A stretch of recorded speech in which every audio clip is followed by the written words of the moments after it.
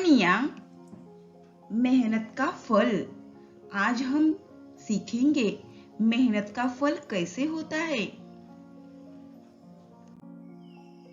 सुंदरपुर गांव में रामदीन नामक किसान रहता था।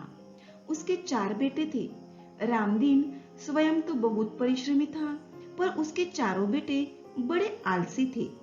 हर समय इधर उधर बैठकर गप्पे मारे करते थे। रामदीन उनके इस अल्हड़पन से बहुत परेशान था। उसे हमेशा बेटों के भविष्य की चिंता सताया करती। वह दिन रात यही सोचता कि बेटे अपना पेट कैसे पालेंगे। एक रात वह इन्हीं विचारों में खोया था। तभी उसकी पत्नी ने उसे एक उपाय सुझाया। उपाय सुनकर वह कुछ देर सोचता रहा, फिर एकाएक खुशी से उछल पड़ा।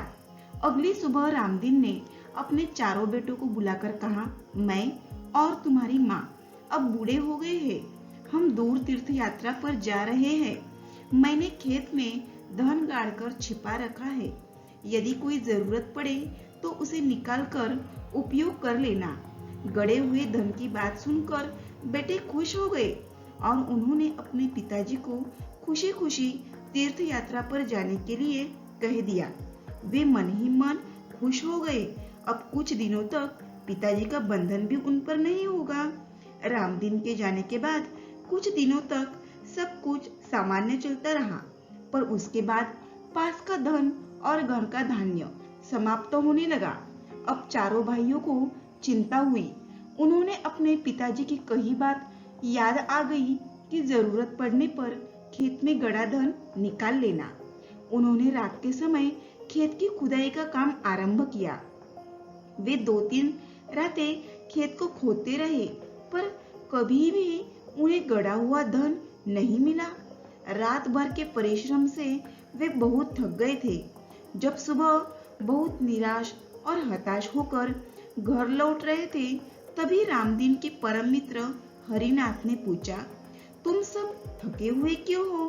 कारण जानने के बाद हरिनाथ ने उन्हें चारों को सलाह देते हुए कहा, तुम लोगों ने खेत तो खोद ही लिया है, अब उसमें बीज बो दो। चारों भाइयों के उदास चेहरों पर खुशी की लहर दौड़ाई। उन्होंने हरिनाथ के कहे अनुसार ही किया। खेत में नन्हे नन्हे अंकुर निकल आए। उन चारों के मन में उत्साह जाग गया। वे निराई गुड़ाई करने लगे। फसल बहुत अच्छी हुई। हरिनाथ काका को धन्यवाद देकर वे फसल को बाजार में बेचने के लिए जाने की तैयारी में जुट गए। उसी समय तीर्थ यात्रा से रामदीन और उसकी पत्नी लौट आए। माता पिता के आते ही बेटों ने उनके चरण स्पर्श किए। गाड़ी में लदे अनाज के बोरे देखकर रामदीन ने कहा, अब तुम्हें खेत में गड़े धन का राज समझ में आ गया होगा। चारों ने सिर हिलाकर स्वीकार किया और कहा, हाँ पिताजी।